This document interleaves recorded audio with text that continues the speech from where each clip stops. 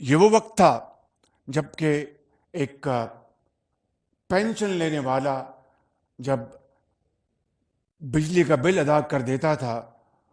تو اس کو یہ علم نہیں ہوتا تھا کہ میں اپنے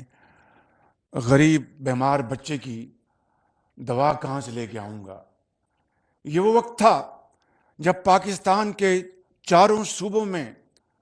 جب بجلی کا بل آتا تھا تو نہ صرف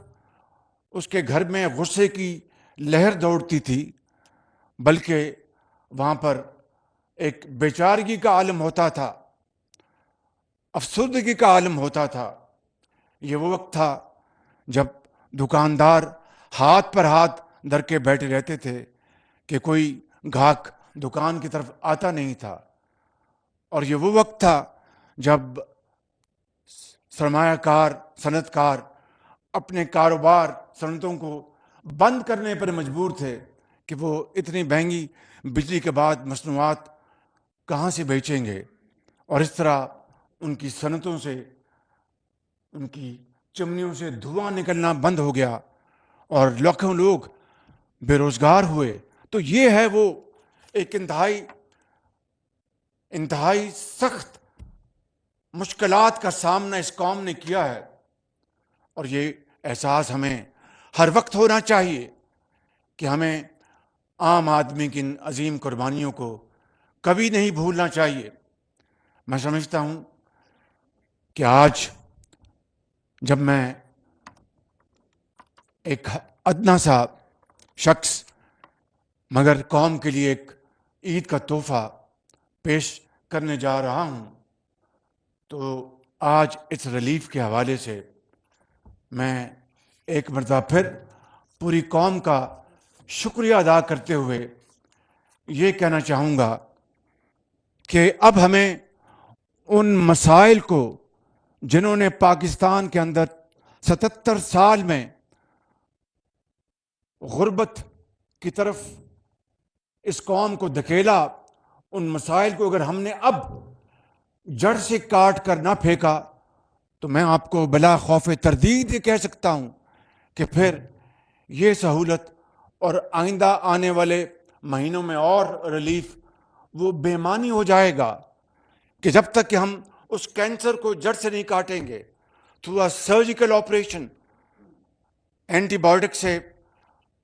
قطعاً کوئی کام نہیں چلے گا۔ ماضی میں کئی مرتبہ اینٹی بایوٹک ان کو دی گئی لیکن پھر دوبارہ ہم ہر چیز چھوڑ دی۔ آج ہمیں سرجری کرنی ہوگی اور تب جا کر انشاءاللہ آپ دیکھیں گے کہ پاکستان ضرور اپنا اقوام عالم میں عمومی طور پر اور اسلامی بلاک میں خصوصی طور پر اپنا کھویا ہوا مقام حاصل کر کے رہے گا، مگر اس کے لیے درست اور کڑے فیصلوں کی ضرورت ہے جو ابھی ہم نے پچھلے 1 سال میں کیے ہیں،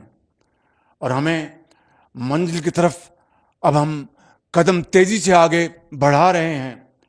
جس کا پوری قوم کو ایک مدت سے انتظار تھا۔ میرے بزرگوں، بھائیوں اور بہنوں، انتہائی اختصار کے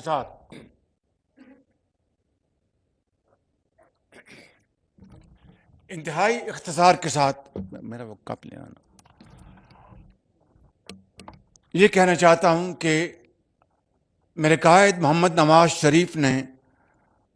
منشور میں اس بات کو درج کروایا تھا کہ انشاءاللہ مہنگائی جو 2024 میں پہنچ چکی تھی اس کو 2026 میں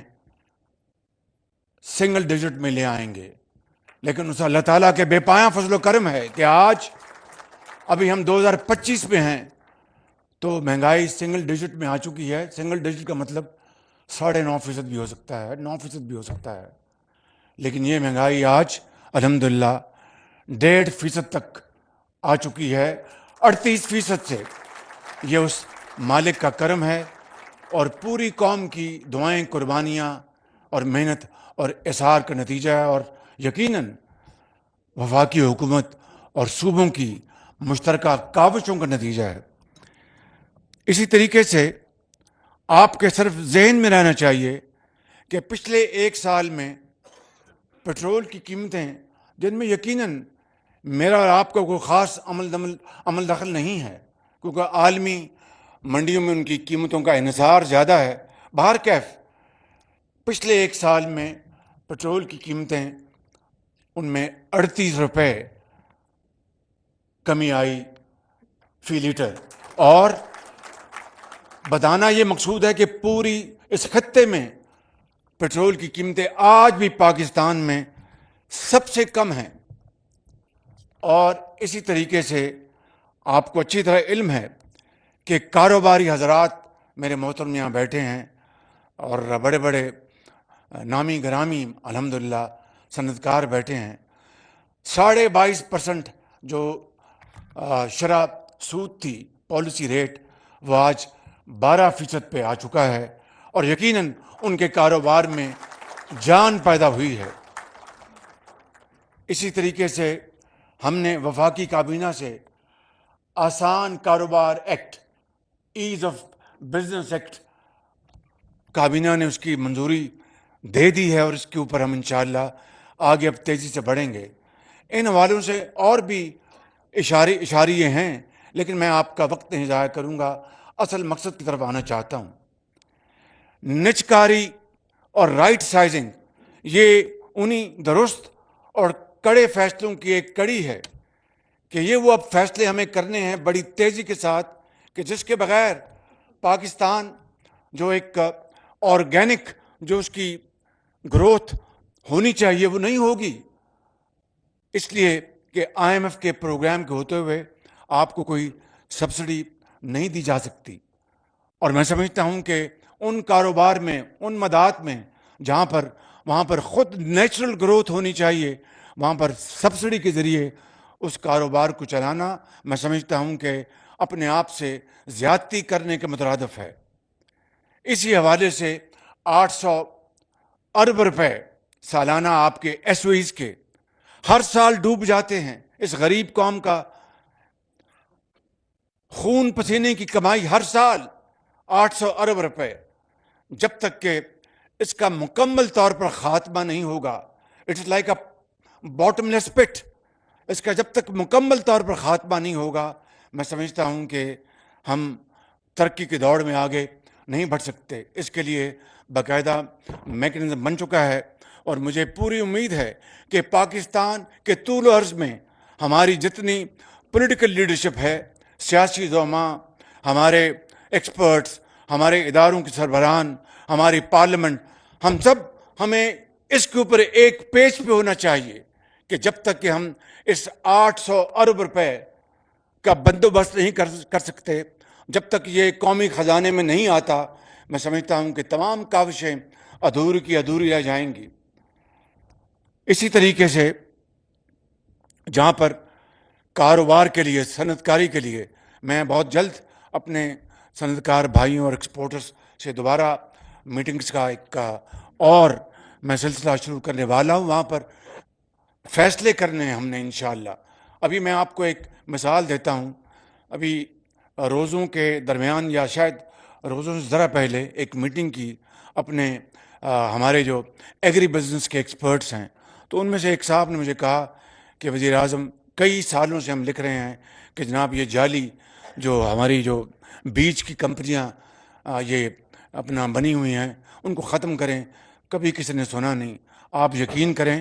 کہ وہ شخص یہاں بیٹھے، میرے دوست یہاں بیٹھے ہیں، میں ان کا نام نہیں لے رہا لیکن ان کی مہربانی ہے، آپ یقین کریں کہ میں نے جب پتہ کروایا تو واقعی کئی سال سے سلسلہ چل رہا تھا۔ جب میں نے افسر شاہی کو پوچھا کہ جی یہ بات تھی، فلاں بات تھی، اور ہوا کیا، 1 ہفتے میں سب ہو گیا، سب ختم ہو گیا بالکل۔ تو یہ کرنے سے ہے، it is all about the will to do.